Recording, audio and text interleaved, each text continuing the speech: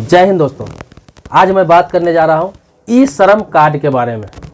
ई श्रम कार्ड को लोग मजदूर कार्ड समझ रहे हैं या फिर बहुत लोगों का सवाल मेरे कमेंट बॉक्स में आया था। इससे पहले भी मैं ई श्रम कार्ड पे एक वीडियो बना चुका हूं जिसमें बहुत सारी बातें मैंने बताई थी, लेकिन डिटेल्स में कुछ छूट गया था। बहुत सारे सवाल ऐसे आए थे जिसका जवाब मैं आज देने जा रहा हूं। आपके लिए बहुत ही महत्वपूर्ण वीडियो ये हो सकता है।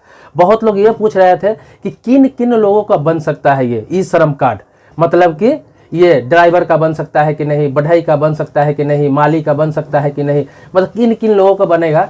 तो ये पूरा आज बताऊंगा कि कितने लोगों का बनेगा, कौन कौन टाइप के मजदूर का बनेगा। बहुत लोग ये भी सवाल कर रहे थे कि मजदूर कार्ड और ई श्रम कार्ड दोनों एक ही है या अलग अलग है, या फिर मनरेगा कार्ड, इन सभी में अंतर क्या है। मैं सारा डिटेल्स बताऊंगा, सब कुछ बताऊंगा। और इससे फायदा क्या है, नुकसान क्या है। फायदा तो सभी लोग बता रहे हैं लेकिन नुकसान नहीं बता रहे हैं। मैं सारा चीज आज बताऊंगा। पूरा वीडियो आपको देखना पड़ेगा। बस आपसे रिक्वेस्ट है हर बार की तरह कि पूरे वीडियो में बने रहे। आप पूरा वीडियो देखेंगे तभी आपको समझ में आएगा और इसका लाभ उठा सकते हैं, इसका फायदा उठा सकते हैं। तो आप पूरा वीडियो देखिए, पूरे वीडियो में बने रहिए, वीडियो मत छोड़िए। ये वीडियो जो देख रहे हैं इसको लाइक जरूर कर दीजिए। आपसे रिक्वेस्ट है इस वीडियो को लाइक कीजिए। मन में कोई सवाल प्रश्न होगा तो कमेंट बॉक्स में आप लिखेंगे, तो इसी प्रकार से जो सवाल आपका होगा उस पर भी वीडियो बनाऊंगा। जैसे ये वीडियो बना रहा हूं पिछले सवाल पर। आपके जानकारी के लिए बता दूं कि ई श्रम कार्ड जो है, ई श्रम कार्ड है वो मजदूर कार्ड नहीं है। मजदूर कार्ड बिल्कुल अलग है।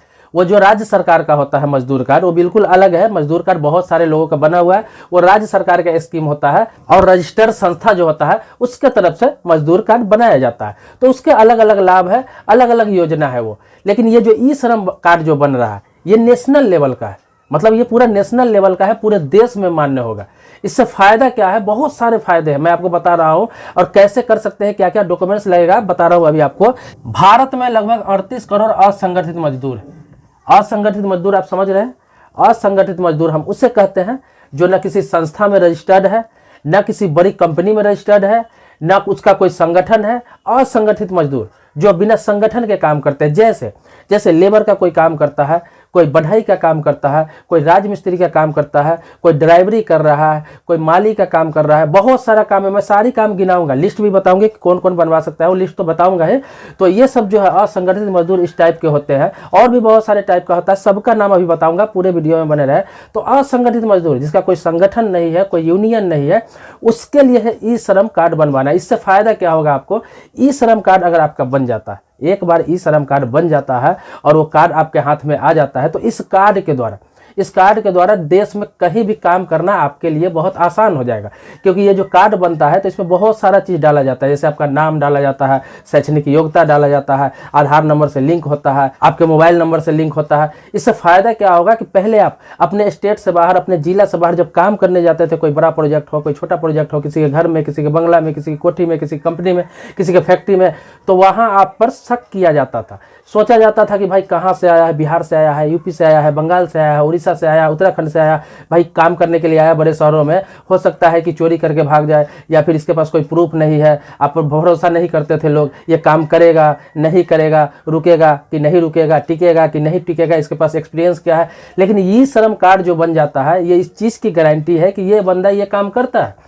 उसमें सारा लिखा रहेगा जो आप काम करते हैं, ये बंदा ये काम करता है और इसके पास रजिस्टर्ड कार्ड है, और वही आपका पहचान का काम करेगा। आपका कोई भी कुछ वेरिफिकेशन करने की जरूरत नहीं है, ना कंपनी वालों की, ना फैक्ट्री वालों की, ना कोई कोठी मालिक का, ना बंगला मालिक का। जहां आप काम कर रहे हैं उसको कुछ भी आपके बारे में वेरिफिकेशन करने की जरूरत नहीं है, क्योंकि सारा डाटा आपके ई श्रम कार्ड में रहेगा। क्योंकि ई श्रम कार्ड के द्वारा नेशनल डाटाबेस तैयार किया जा रहा है। नेशनल डाटाबेस जो होता है, तो नेशनल डाटाबेस का मतलब समझ रहे हैं कि पूरे देश में 38 करोड़ असंगठित मजदूर है, सबका डाटाबेस तैयार किया जा रहा है, मतलब सबका ब्यौरा सरकार के पास रहेगा। इससे और एक फायदा है।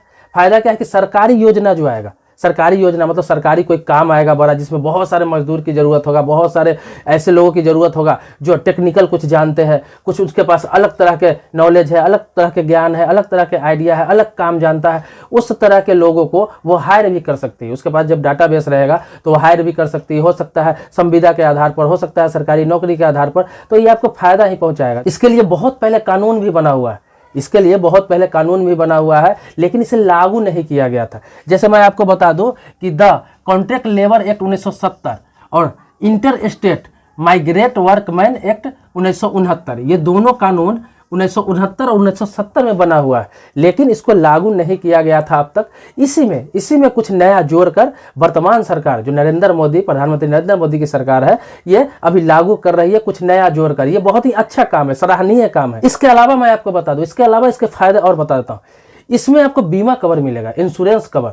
मतलब कि वो कार्ड आपका बन गया एक बार, तो आपकी मृत्यु हो जाती है किसी कारणवश, खुदा न करे ऐसा हो आपके साथ, ईश्वर न करे ऐसा हो आपके साथ, लेकिन अगर हो जाता है, एक्सीडेंटल कुछ भी हो सकता है, तो अगर मृत्यु हो जाती है तो फिर इस पर 2 लाख का इंश्योरेंस मिलेगा। जिसके पास कार्ड है, कार्डधारी की मृत्यु हो जाती है तो उसको 2 लाख, उसके नॉमिनी जो होंगे उसको 2 लाख रुपया इंश्योरेंस कवर मिलेगा, मतलब कि इंश्योरेंस का पैसा उसे मिलेगा। और अगर जो कार्डधारी है उसका एक्सीडेंटल विकलांग हो जाता है, विकलांगता हो जाती है, तो यह मृत्यु पर तो आपको 2 लाख रुपया मिलेगा। और विकलांगता के आधार पर, विकलांगता अगर हो जाता है तो जैसे कि एक हाथ क्षति हो गया, एक पैर क्षति हो गया, या फिर एक आंख डैमेज हो गया, किसी प्रकार का विकलांगता हो जाता है, तो उसके आधार पर 1 लाख रुपया का इंश्योरेंस कवर रहता है। उस व्यक्ति को 1 लाख रुपया मिलेगा विकलांगता के आधार पर, लेकिन मृत्यु हो जाती है तो 2 लाख रुपया। मतलब ये इंश्योरेंस कवर भी कर रहा है ये कार्ड। 38 करोड़ असंगठित मजदूर है, जिसमें से मात्र लगभग अभी तक 4 करोड़ का ही ई श्रम कार्ड बना है। मात्र 4 करोड़ लोगों का ही ई श्रम कार्ड रजिस्ट्रेशन हुआ है। लोगों को अभी पता ही नहीं है, ज्ञान ही नहीं है, लोग समझ ही नहीं पा रहे हैं। पूरे देश में ये मान्य होगा, ये कार्ड जो होगा ये पूरे देश में मान्य होगा। अब भारत में कहीं भी ये कार्ड दिखा के कहीं भी काम कर सकते हैं। कोई आपको चोर नहीं समझेगा, कोई आपको बाहरी नहीं समझेगा, कोई आपको ये नहीं समझेगा कि इसको हुनर नहीं आता है, काम नहीं आता है। वो एक तरह के एक्सपीरियंस का सर्टिफिकेट होगा। और ये कार्ड आज बना, 10 साल आप काम करते हैं, 10 साल के बाद कहीं दिखाते हैं तो उस बंदे को पता रहेगा कि ये 10 साल से ये काम कर रहा है। ई श्रम कार्ड आपका रहेगा, एक एक्सपीरियंस का सर्टिफिकेट रहेगा। इसके आधार पर कहीं आपको सैलरी भी अच्छा खासा मिलेगा, सैलरी भी बढ़ेगा। जितना पुराना होगा उतना अच्छा सैलरी आपको मिलेगा कहीं भी। इसके लिए भारत सरकार ने इस साल में 404 करोड़ का बजट रखा है।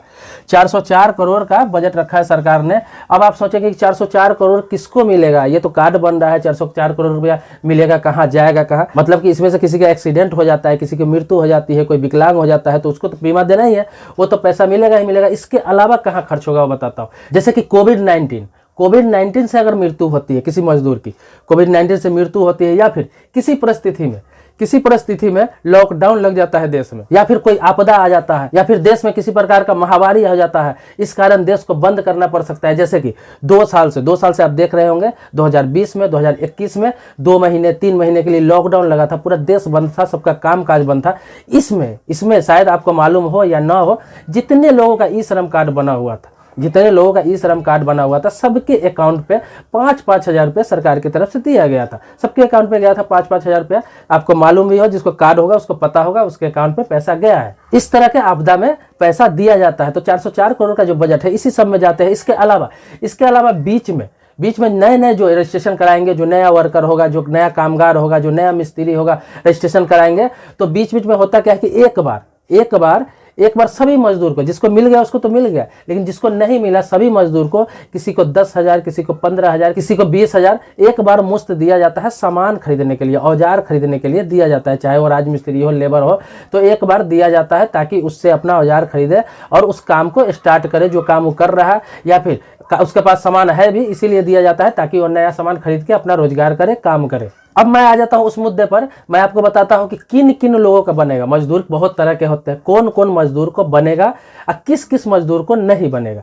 तो आपको बता दूं कि इसमें क्या है कि स्मॉल एंड मार्जिनल फार्मर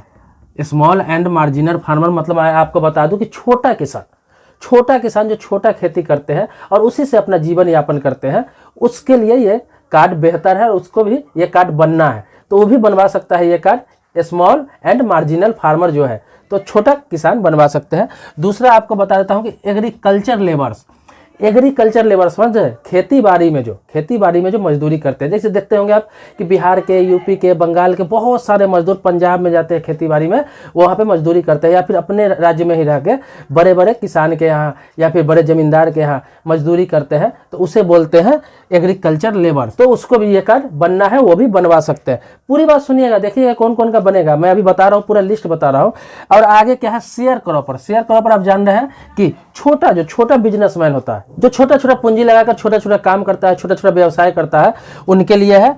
आगे बता देता हूँ आपको फिशरमैन। फिशरमैन वो होते हैं जो मछली का धंधा करते हैं, मछली का तालाब है, मछली का धंधा करते हैं, मछली का काम करते हैं या फिर मछली बेचते हैं। ये लोग भी ई श्रम कार्ड के लिए अप्लाई कर सकते हैं, ई श्रम कार्ड के लिए रजिस्ट्रेशन कर सकते हैं, ई श्रम कार्ड बनवा सकते हैं। इसके आगे आपको बता देता हूँ कि लेबलिंग एंड पैकेजिंग, मतलब लेबल का काम, पैकेजिंग का काम, पैक करने का काम जानते हैं, चाहे किसी भी प्रोडक्ट का हो, चाहे फैक्ट्री में काम करता हो या फिर किसी के यहाँ काम करता हो, किसी छोटा सा कारखाना में काम करता हो, तो लेबलिंग और पैकेजिंग करते हैं, वो भी ई श्रम कार्ड बनवा सकते हैं। इसके आगे बता दूं कि बिल्डिंग एंड कंस्ट्रक्शन वर्कर्स, मतलब बिल्डिंग में कंस्ट्रक्शन का काम जो होता है उसमें जो लेबर होते हैं, लेबर हो, राजमिस्त्री हो, ईंटा चुनाई करने वाला हो, लेबर का काम करते हैं, मिस्त्री का काम करते हैं, वो सारे लोग ई श्रम कार्ड बनवा सकते हैं। इसके अलावा आगे बताता हूँ आपको लेदर वर्कर्स, जो चमड़ा का काम करते हैं, चमड़ा का बेल्ट का काम करते हैं, चमड़ा बनाते हैं, चमड़ा का जूता बनाते हैं या फिर किसी प्रकार का मजदूरी करते हैं उस फैक्ट्री में, उस कंपनी में, तो वो ई श्रम कार्ड बनवा सकते हैं। आगे बताता हूँ आपको कारपेंटर। कारपेंटर का मतलब ये मत समझिए कि कार को पेंट करने वाले को कारपेंटर कहते हैं, वो कारपेंटर नाम है इसका, लेकिन कारपेंटर हम उसे कहते हैं जो लकड़ी का काम करता है, जिसे बढ़ई कहते हैं, फर्नीचर का काम करता है, सोफा का काम करता है, पलंग बनाता है, कुर्सी बनाता है, टेबल बनाता है, मतलब लकड़ी से संबंधित जो भी काम करते हैं उसे हम कारपेंटर कहते हैं। फर्नीचर से संबंधित जो भी काम करते हैं उसे कारपेंटर कहा जाता है। इसके अलावा पेंटर का भी बनेगा, ये मत समझिए कि पेंटर का नहीं बनेगा, जो दीवार पेंट करते हैं, घर पेंट करते हैं, बिल्डिंग पेंट करते हैं, तो पेंटर का भी बनेगा, कारपेंटर का भी बनेगा और पेंटर का भी बनेगा। और आगे आपको बता दूं कि मिडवाइफ, मिडवाइफ बता दूं, मिडवाइफ उसे कहते हैं जो घर का काम करती है, किसी के घर में खाना बनाती, किसी के घर में चौका बर्तन करती है, उसे मिडवाइफ कहते हैं, नौकरानी कहते हैं लोग। तो नौकरानी का भी बनेगा, वो भी बनवा सकती है ई श्रम कार्ड, जो दूसरे घर में खाना बनाती है, बर्तन धोती है, साफ सफाई का काम करती है, मिडवाइफ, वो भी बनवा सकती है। इसके अलावा आपको बता दूं कि घरेलू कामगार, जो घर में काम करते हैं, घरेलू कामगार जैसे कोई माली का काम करता है, किसी के यहाँ रहकर कोई पानी पटाने का काम करता है, कोई किसी के यहाँ साफ सफाई का काम करता है, किसी के यहाँ ऐसे नौकर के तौर पर काम करता है, वो भी ई श्रम कार्ड बनवा सकता है। इसके अलावा सब्जी एवं फल विक्रेता, किसी प्रकार का आप सब्जी बेचते हैं, फल बेचते हैं मार्केट में, तो वो भी बनवा सकता है, उसका भी बनेगा। इसके अलावा आगे और बता दूं आपको कि रिक्शा चालक, रिक्शा चालक जो है, जो रिक्शा चलाते हैं, रिक्शा चलाने का मतलब जैसे कि जो पैर से रिक्शा चलाते हैं वो तो उसका बनेगा ही बनेगा। इसके अलावा बैटरी रिक्शा हो गया, ऑटो रिक्शा हो गया, इससे संबंधित जितने भी ड्राइवर है सभी लोग ई श्रम कार्ड बनवा सकते हैं। आगे देखते हैं कि CSC केंद्र चालक, CSC केंद्र चालक जानते हैं, CSC केंद्र कॉमन सर्विस सेंटर, CSC केंद्र बोलते हैं, तो उसका भी बनेगा, जो कंप्यूटर रख के ऑनलाइन अप्लाई का काम करते हैं, किसी का फॉर्म अप्लाई करते हैं। गांव में देखते होंगे वसुधा केंद्र है, बहुत तरह का नागरिक सुविधा केंद्र है, जन सुविधा केंद्र है, ये सब चलाते हैं, तो उनका भी ई श्रम कार्ड बनेगा, वो भी मजदूर में ही आते हैं एक तरह से। उसके अलावा आपको बता दूं आशा वर्कर, आशा तो जानते हैं, हर गाँव में हर मोहल्ला में आशा है, जो बच्चे के डिलीवरी का काम कराते हैं, दाई का काम करती है, चाहे वो प्राइवेट हो या सरकारी हो या मानदेय पर काम करती है, सबका बनेगा। तो ई श्रम कार्ड के लिए इतने लोग अप्लाई कर सकते हैं। एक बार और मैं रिपीट कर दूं, आप कहे तो कर देता हूं। स्मॉल एंड मार्जिनल फार्मर, जो छोटे किसान है, एग्रीकल्चर लेबर्स, मतलब कि जो खेती बाड़ी में लेबर का काम करते हैं, शेयर क्रॉपर, जो छोटे मोटे व्यवसाय करते हैं शेयर लगाकर या फिर छोटे मोटे पूंजी लगाकर, फिशरमैन, जो मछली का कारोबार करते हैं या मछली पालन का काम करते हैं, लेबलिंग एंड पैकेजिंग, मतलब कि लेबल चिपकाने का काम करते हैं, पैकेजिंग का काम करते हैं, यानी कि कहीं पैक करते हैं, पैकर का काम करते हैं, उसके लिए है। लेदर वर्कर, लेदर वर्कर जानते हैं कि कोई भी चमड़ा का काम करते हैं या फिर चमड़ा का बेल्ट का हो, जूता का हो, ये काम करते हैं, उसके लिए बिल्डिंग एंड कंस्ट्रक्शन वर्कर, मतलब बिल्डिंग में राजमिस्त्री का काम करते हो, लेबर का काम करते हो, उनका बनेगा। कारपेंटर, जिसे बढ़ई कहते हैं, लोहार कहते हैं, लकड़ी का काम करते हैं, फर्नीचर का काम करते हैं। मिडवाइफ यानी नौकरानी, घर में झाड़ू बर्तन का काम करते हैं, पोछा का काम करते हैं, खाना बनाने का काम करते हैं, उनके लिए है। घरेलू कामगार यानी घर में काम करते हैं, मालिक का काम करते हैं या फिर नौकर का काम करते हैं या फिर किसी प्रकार का झाड़ू पोछा का काम करते हैं। सब्जी फल विक्रेता, किसी प्रकार का सब्जी बेचते हैं, फल बेचते हैं या फिर किसी भी प्रकार का आप ठेला लगाते हैं, तो उसके लिए है। और उसके बाद रिक्शा चालक, रिक्शा चालक में मैंने आपको बताया कि रिक्शा चालक, ऑटो चालक, चाहे हाथ से चलाता हो, चाहे ऑटो हो, थ्री व्हीलर हो, वो सभी का बनेगा। CSC केंद्र, जो कंप्यूटर से रिलेटेड जो काम करते हैं, CSC केंद्र चलाते हैं, कॉमन सर्विस सेंटर चलाते हैं, जो ऑनलाइन फॉर्म अप्लाई का काम करते हैं, उनका भी बनेगा। और आशा वर्कर, जो मैंने बताया आपको, दाई का काम करती है, चाहे सरकारी हो, प्राइवेट हो या फिर किसी भी प्रकार से दाई का काम करती है, उसका भी बनेगा। तो बनने का मतलब यह है कि आपको बनवाना होगा, रजिस्ट्रेशन के लिए आपको अप्लाई करना होगा। अब आप पूछेंगे कि इसमें क्या क्या लगेगा, कहाँ अप्लाई करना पड़ेगा, सवाल यहाँ पे ये उठता है। तो ये आपको अप्लाई करना पड़ेगा, ये तो खुद से भी मोबाइल से अप्लाई किया जा सकता है, लेकिन इसमें फॉर्मेलिटी इतना है, बहुत पेचीदा है, आप खुद से ना करें तो बेहतर होगा ही नहीं। थोड़ा भी 19-20 हो गया, गलत हो गया, तो आपका फॉर्म रिजेक्ट रिजेक्ट हो जाएगा, कोई फायदा नहीं होगा। दोबारा अप्लाई करने के लिए आपको बहुत माथापेची करना होगा, बहुत ज़्यादा फिर वेट करना होगा। ये काम साइबर कैफे वाला कहीं करने दीजिए, खुद से ट्राई ना करें तो बेहतर है। ऐसे आप अगर ज़्यादा जानते हैं, बहुत ज़्यादा जानते हैं, बहुत ज़्यादा ज्ञान है इसके बारे में, नेट के बारे में, वेबसाइट के बारे में, तो एक बार ट्राई कर सकते हैं। उसका लिंक भी मैं बताने का कोशिश करूंगा आपको डिस्क्रिप्शन में। तो पहले बता देता हूं कि आप CSC सेंटर पर जाए, जो कॉमन सर्विस सेंटर होता है, या फिर नागरिक सुविधा केंद्र में जाए। नागरिक सुविधा केंद्र जहां पे कंप्यूटर लेकर लोग बैठे रहते हैं, काम करते हैं, उसे जन सुविधा केंद्र भी कहते हैं। या फिर अभी हर चौक पे, हर चौराहा पे, आपको छोटे शहर हो, गाँव में हो, हर जगह मिल जाएगा आपको कोई ना कोई कंप्यूटर लेकर साइबर कैफे चलाता ही है, वहां पे काम चलता रहता है। सरकार की तरफ से ही रजिस्टर्ड है, क्योंकि जितने भी CSC सेंटर है वो सरकार की तरफ से रजिस्टर्ड है, और वहां से आप आसानी से अप्लाई कर सकते हैं। कुछ पैसा वो लेंगे, आप अप्लाई करेंगे, इसके बदले सरकार भी पर यूनिट उन्हें 20 रुपये देती है। मतलब पर व्यक्ति 20 रुपये सरकार देती है। जितना भी रजिस्ट्रेशन करेगा पर व्यक्ति उसे 20 रुपये सरकार से ऑटोमेटिक मिलेगा CSC केंद्र वालों को। लेकिन फिर आपसे भी कुछ चार्ज किया जाता है, कुछ फॉर्मेलिटी है तो आपसे लिया जाएगा, लेकिन वो बहुत ही अच्छे से अप्लाई कर देंगे, क्योंकि उसमें बहुत डॉक्यूमेंट्स PDF वगैरह अपलोड करना होता है। तो क्या क्या डॉक्यूमेंट्स लगेगा, क्या लेकर आपको जाना है कि एक बार में ही अप्लाई हो जाए, आपको परेशानी नहीं हो, आसानी से आपका बन जाए। तो मैं आपको बताता हूँ 3 डॉक्यूमेंट्स आपको लेके जाना है। क्या क्या लेके जाना है? आपके पास आधार कार्ड होना चाहिए, आपके पास आधार कार्ड होना चाहिए, तो आधार कार्ड लेकर जाएंगे। तो आधार कार्ड तो बहुत ही कंपल्सरी है, बहुत ही जरूरी है, तो आधार कार्ड लगेगा।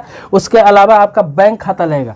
सबसे बड़ी चीज है कि बैंक खाता लगेगा, क्योंकि सारा योजना का लाभ, जो भी लाभ आपको सरकार की तरफ से मिलना है, सारी योजना का लाभ, चाहे वो सामान के लिए पैसा आता हो, या लॉकडाउन में पैसा आता हो, या कोई आपदा में पैसा आता हो, विपदा में पैसा आता हो, या फिर किसी प्रकार का फंड आपको मिलेगा मजदूर के लिए जो आता है, या फिर किसी प्रकार का अनाज का पैसा हो, किसी प्रकार का जो आएगा वो आपको सीधे खाता पर पैसा आएगा। इसीलिए बिना खाता का ये कार्ड रजिस्ट्रेशन नहीं होता है। इसके अलावा मोबाइल नंबर, मतलब ये 3 तो आपको चाहिए, आधार कार्ड, बैंक खाता और मोबाइल नंबर।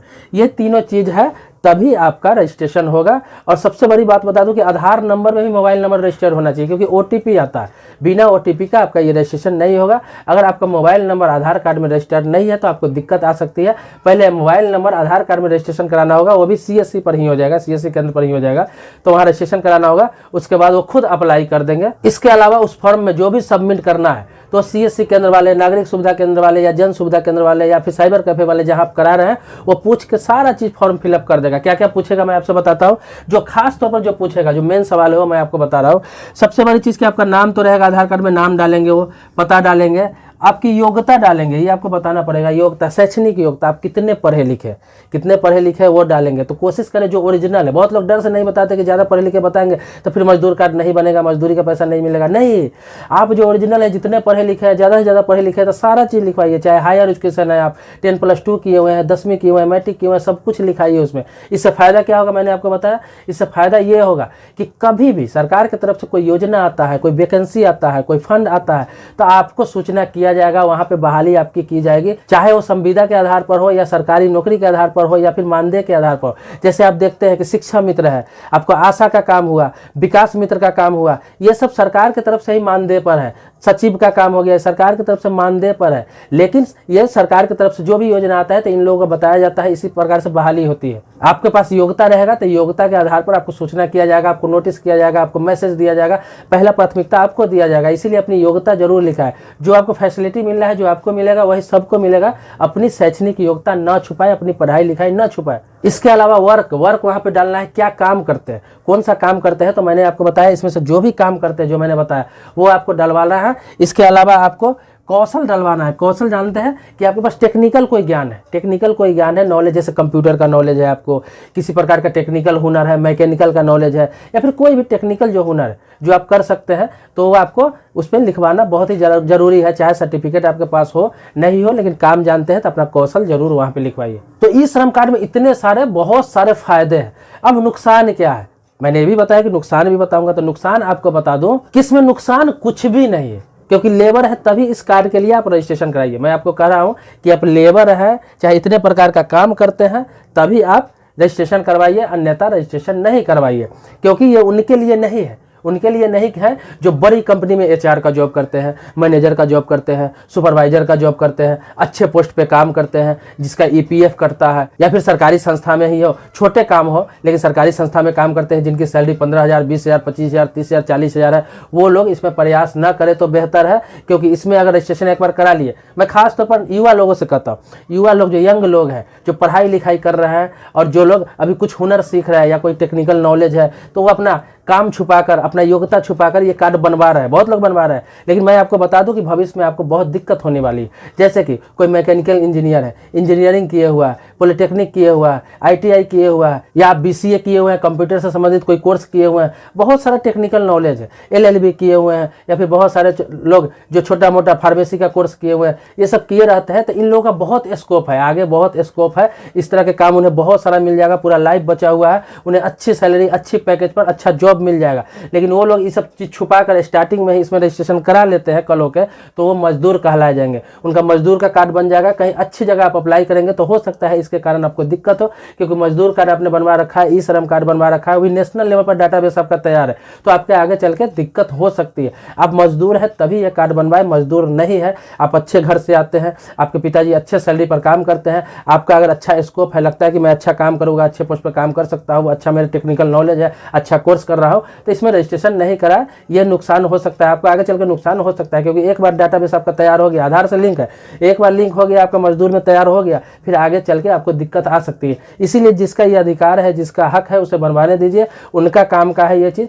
हकमारी मत कीजिए, हकमारी करेंगे, क्योंकि आपको बता दूं कि पूरे देश में 150 करोड़ आबादी है, जिसमें से 38 करोड़ ही मात्र असंगठित मजदूर है। ओरिजिनल जो किया गया है, सर्वे के आधार पर बताया गया, तो उतने लोगों को ही करने दें। ये नहीं कि आप बिजनेस कर रहे हैं, अच्छा दुकान चला रहे हैं, अच्छा नौकरी कर रहे हैं, कहीं प्राइवेट बढ़िया जॉब कर रहे हैं, जहाँ PF आपका करता हो, अच्छे पोस्ट पे काम कर रहे हैं, आप ई-श्रम कार्ड बनवा ले रहे हैं इसलिए कि सरकार से कुछ फायदा ले लेते हैं। ये तो मजदूर का हकमारी आप कर रहे हैं, ये मजदूर का ही लेने दीजिए, मजदूर को ही करने दीजिए, छोटा मोटा जो काम करते हैं उन्हीं को ये रजिस्ट्रेशन करने दीजिए। यहाँ तक कि करने क्या दीजिए, आप करवा दीजिए, उनका सहयोग कीजिए, ये उनके लिए ही है और उन्हीं के लिए बजट पास होता है ये। तो दोस्तों, मैंने विस्तार से पूरी जानकारी आपको दे दी है ई-श्रम कार्ड के बारे में।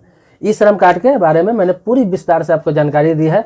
अगर इसके बारे में कुछ छूट गया हो, कुछ जानना हो, या आपको लगता है कि कुछ भूल गया हो, या फिर आपके मन में कोई नया सवाल आ रहा है, तो आप जरूर कमेंट बॉक्स में लिखेंगे। आप कमेंट बॉक्स में लिखेंगे, मैं सारा मैसेज पढ़ता हूँ, सारा कमेंट को पढ़ता हूँ, जवाब नहीं दे पाता हूँ क्योंकि टाइम का कमी रहता है, मैं और भी काम करता हूँ। और इसके अलावा होता क्या है कि बहुत सारे एक तरह के ही सवाल आते हैं, तो आप सवाल लिखना ना भूलें, सवाल लिखें। इससे फायदा क्या होगा कि जितने भी सवाल आते हैं उसी के आधार पर एक ही वीडियो बनाता हूँ, जैसे कंप्लीट ये वीडियो बनाया हूँ, इसी प्रकार से एक वीडियो बना दूंगा जिसमें सभी के सवाल का हल मिल जाएगा, सभी के सवाल का उत्तर मिल जाएगा। तो आप कमेंट करेंगे, उसी आधार पर मैं अगला वीडियो बनाऊंगा। और किसी नए टॉपिक पर भी वीडियो चाहिए, वो भी आप लिख सकते हैं। किसी कानून से संबंधित जानकारी या फिर किसी भी योजना से संबंधित जानकारी आप चाहते हैं, बैंकिंग से संबंधित जानकारी चाहते हैं, तो आप कमेंट बॉक्स में लिखेंगे तो मैं नई वीडियो भी उस पर बना दूंगा। तो दोस्तों, आप मेरे चैनल पर नए हैं, पहली बार आए या फिर पहली बार वीडियो देख रहे हैं, तो मेरे चैनल को सब्सक्राइब करके बेल घंटी जरूर दबा लें। होगा क्या कि नई नई जो वीडियो अपलोड होगी इस पर, वो आपको सबसे पहले मिलेंगे, आप नई नई जानकारी मुफ्त में प्राप्त करेंगे। अगर पहले से आप मेरे सब्सक्राइबर हैं, मेरा वीडियो देख रहे हैं, तो इसके लिए कोटि कोटि धन्यवाद देता हूं, आभारी हूं आपका। मिलते हैं नेक्स्ट एपिसोड में, नेक्स्ट वीडियो में, जो आप ही के मुद्दे पर होगा। तब तक के लिए जय हिंद दोस्तों, शुक्रिया दोस्तों, धन्यवाद दोस्तों।